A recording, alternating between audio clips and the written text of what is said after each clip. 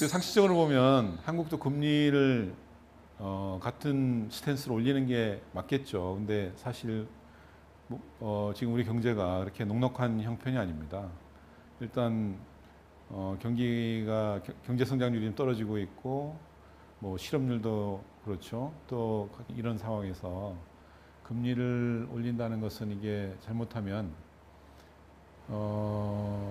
내수 경기에 급격한 침체를 가져올 수도 있는 부분이고요. 뭐 한편으로 금리를 올려야 된다고 주장하시는 쪽은 결과적으로 자본 유출을 상당히 우려하는 거죠. 그리고 또 가장 현안인 부동산 경기를 잡기 위해서 올려야 된다는 건데, 사실 그런 쪽에서, 그런 관점에서 보면 저는 시기를 좀 놓쳤다, 이런 생각이 듭니다. 근데, 그래서 한은도 진짜 어느 때보다 딜레마라고 생각하는데, 저는 그럼에도 불구하고 좀 신중해야 되지 않을까, 이런 생각입니다. 자본 유출은 투자 판단에 따라서 할 수도 있고 안 할 수도 있는 이런 부분인데, 그것보다는 국내 경기를 더 활성화시키고 살리는 게 더 우선이 돼야 하는 거죠. IMF 외환위기가 기업들의 그 부채 과다 때문에 사실 그 촉발이 됐었는데, 지금 반대로 가계가 그런 형편에 있거든요. 그래서 한편으로 이것도 심각하게 고려해야 될 요소이기 때문에 저는 좀 신중하게 생각해야 되지 않을까 이렇게 생각합니다. 글쎄요, 미국 제가 판단하기에는 중국 증시가 침체된 건 맞는데 그게 무역 전쟁 때문이냐는 좀 생각을 해봐야 될 것 같습니다. 왜냐하면 사실 2000년대 중반부터 중국은 수출기업 제조업 중심으로 급격하게 성장을 해왔거든요. 그리고 08년 금융위기 때도 중국은 그런 위기가 없었습니다. 왜냐하면 중국 당국이 금융 시스템을 덮고 가게 한 거죠. 그래서 지금 시점에서 보면 중국은 실물 경제에서 보면은 경제 구조 조정을 해야 되는 그런 국면에 있고, 재무적으로 보면은 부채 조정을 해야 되는 그런 국면에 있는 거예요. 그래서 양쪽이 구조 조정이 돼야 재무 건전성 높아지고, 그 다음에 경제 시스템도 조정이 돼야 이게 건전하게 성장할 수 있을 것 같은데, 지금은 그 무역 분쟁을 함으로써 이게 더 가속화된 것이지, 저는 뭐라 그럴까, 시차적으로 생길 수 있는 문제가 지금 나타난 것이다 이거죠. 그래서 지금 저점이냐 아니냐를 판단하는 것도 중요하지만, 결과적으로 장기적으로 투자할 가치가 있을까, 이런 국면에서 보면 저는 뭐 충분히 투자 가치가 높다고 생각합니다. 왜냐하면은 어쨌든 지금 추세대로 가면 중국은 그래도 5~6%씩 성장을 하잖아요. 그래서 10년에서 15년 후에는 GDP가 미국을 넘어갑니다.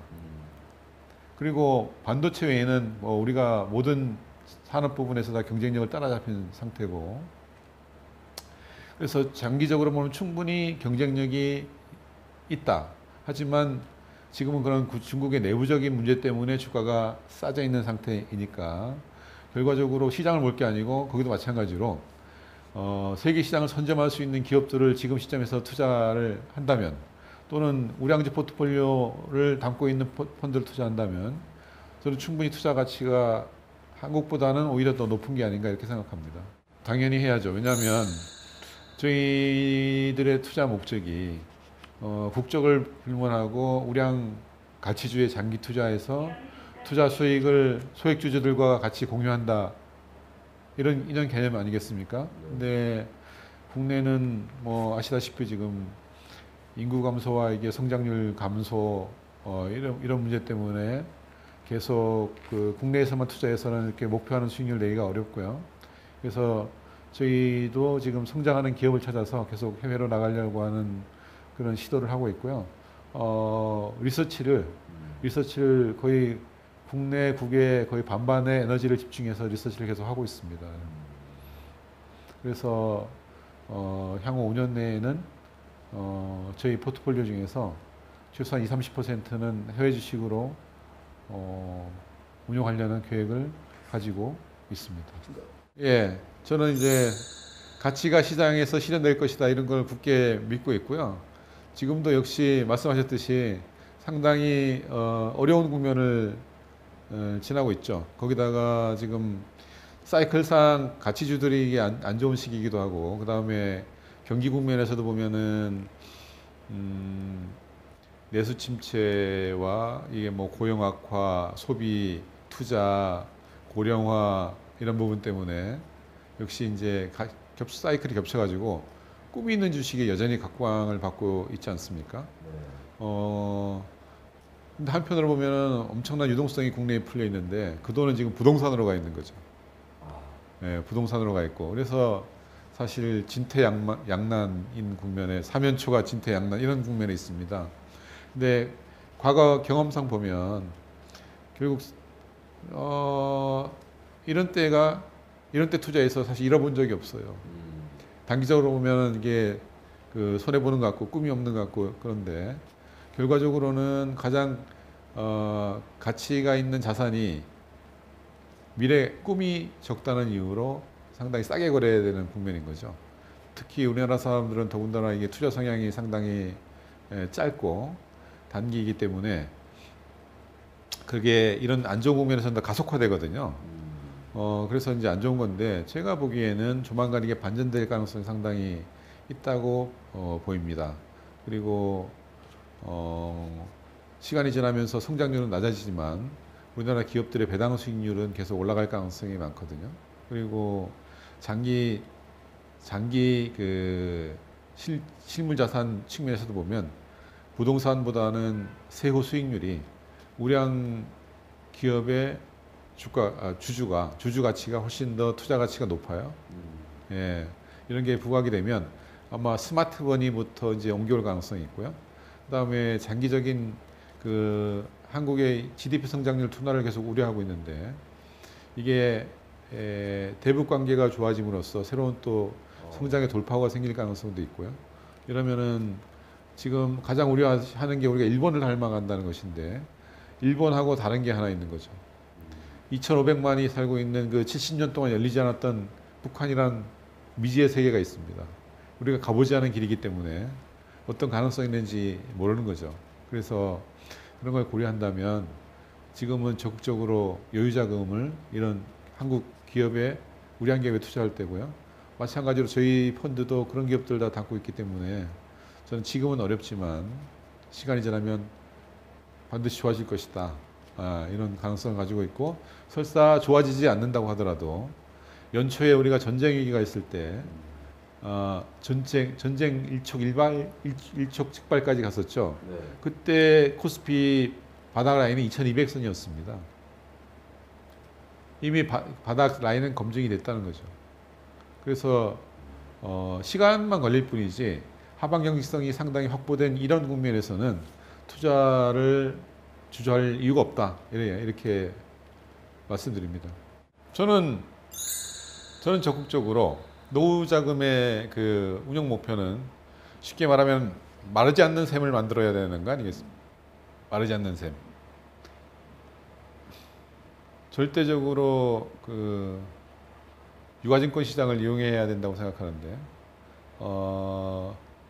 배당 많은 우량 기업이 나에게 마르지 않는 샘을 제공해 줄 가능성이 확실히 높습니다. 국내 국외를 막론하고. 그래서 대신 이제 지금 말씀하셨듯이 국민들이, 투자자들이 그걸 꺼려하는 이유는 변동성 때문에 그렇고, 배당을 받더라도 자산이 떨어지면은 결과적으로 손해 아니냐, 이런 생각 때문에 투자를 주저하는 거죠. 근데 장기적으로 보면 투자의 일관성만 유지한다면, 예를 들어서 고배당 기업에 투자하는 펀드로 나의 캐시플로우, 내가 노후에 쓸 수 있는 캐시플로우가 확보가 된다면 원금 손실이나 증가에 관계없이 계속 유지해도 되는 거죠. 그게 마르지 않는 셈 아니겠습니까?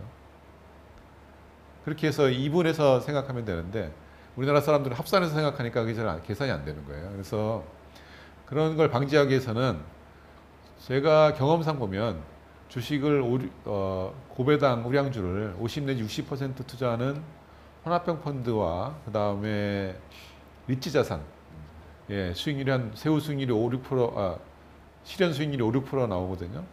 그런 리츠 자산을 혼합해서 포트폴리오를 구성하시면 개인적으로 마르지 않는 셈의 구조를 만들 수가 있습니다. 그래서 그런 걸 적극적으로 추천을 드리고요. 그래서 마르지 않는 그런 구조를 만들면서 그 적립식 펀드만 우리가 귀에 익숙한데 그 분할식 환매 구조를 만드는 거죠. 분할식 환매. 예. 그렇게 되면 경험상 지금 과거 경험상 보면 장기적으로 연 10% 이상, 15% 이상 계속 그 투자 수익률이 났던 펀드는 원금이 줄지 않습니다. 그렇게 투자를 하더라도. 그래서 문제는 각 계산에 막 자기의 그 필요 자금 규모나 플로우에 맞게 포트폴리오를 구성하셔가지고 전 적극적으로 그런 자산 배분을 하시라고 추천합니다. 예, 저는 3차 정상회담이 상당히 의미가 있었다 이렇게 판단을 하는데요. 일단 비핵화에 대해서 양 정상이 확약을 했다는 게 중요한 사실이고요. 또 다른 한 가지는 전쟁의 위험을 아주 크게 감소시켰다. 물론 하지만 이제 방향은 맞지만 그것을 확인하는 절차와 실천이 남아 있죠. 물론 시간은 걸리겠지만 저는 코리아 디스카운트를 해소하는데 가장 큰 장애 요인이 해소되는 계기를 마련해 주었기 때문에 지금 주식시장이 상당히 이제 안 좋은데 저는 장기적으로 보면 상당히 긍정적인 효과가 있을 것으로 이렇게 판단하고 있습니다. 글쎄 이제 여기서 좀 차이가 있는데 저희는 장기적인 시각에서 그 통일 전 단계에 가더라도 남북 경협이 활발히 진행되더라도 이게 침체돼 가고 있는 한국 경제에 상당한 모멘텀이 될 것이다. 이런 시각에서 장기적인 시각에서 이제 통일 펀드를 운영하고 있는데요. 지금 최근에도 보셨겠지만 3차 정상회담이 진행되면서 주식시장이 거의 관련 기업들 주가가 다 거꾸로 갔습니다. 네. 상당히 단기적인 관점에서 재료의 소멸이라고 생각하는 거죠. 그렇지만 저는 모두에 말씀드렸듯이 이게 단기적인 재료가 아니고 그 한국 GDP의 성장률을 반전시킬 수 있는 계기라고 생각하기 때문에 오히려 이런 안 좋은 시기에 더 적극적으로 통일 관련주, 통일 관련 수혜주를 적극적으로 투자해야 되는 것이 아닌가 이런 생각입니다. 그래서 지금 같은 경우에도 저희는 오히려 이제 시대가 다 됐다고 매도를 하고 나오는 게 아니고요. 오히려 저가에 투자할 수 있는 좋은 기회다 이렇게 생각하고 오히려 적극적으로 편입비율을 늘려가는 중이고요. 업종도 그동안 SOC 관련 업종이 주로 사실 많았었는데 건설 관련이나 건설 기자재, 유틸리티 이런 종목에서 이제 생활 관련주, 예, 이쪽으로 포트폴리오를 좀 확장 중에 있습니다. 저희 자산운용사의 목표는 최우선 목표는 투자 자산, 고객들의 자산을 지속적이고 안정적으로 계속 운용해서 평생의 파트너로서 역할을 충실히 하는 거죠. 저는 현재 어떤 위치에 있든지 간에 그런 역할을 저희가 지속적으로 해야 항상 신뢰가 생기고 자산운용사로서의 존재 가치가 있다고 생각합니다. 그런 목표를 위해서 계속 저희가 정진을 할 것이고요. 대신 말씀드렸듯이 이제 투자 대상의 다변화를 통해서 저는 좀 더 저희 회사의 펀드의 지속 가능성, 일관성, 그다음에 수익률의 예측 가능성 그렇게 이런 것을 계속 높여서 100세 시대를 함께하는 동반자로서의 신용자산운용, 예, 이런 걸 목표로 회사를 경영하고 펀드를 운영할 생각입니다. 개국 10주년을 진심으로 축하드립니다. 08년 안 좋은 시기에 방송을 시작하셔가지고 이 시의성 있는 유익한 정보와 뉴스가 많이 도움이 된 것 같아요. 앞으로도 좋은 정보와 뉴스 부탁드리고요. 이 앞길이 잘 안 보이는 이 자본시장에서 훌륭한 등대 역할을 해주시면 아주 고맙겠습니다.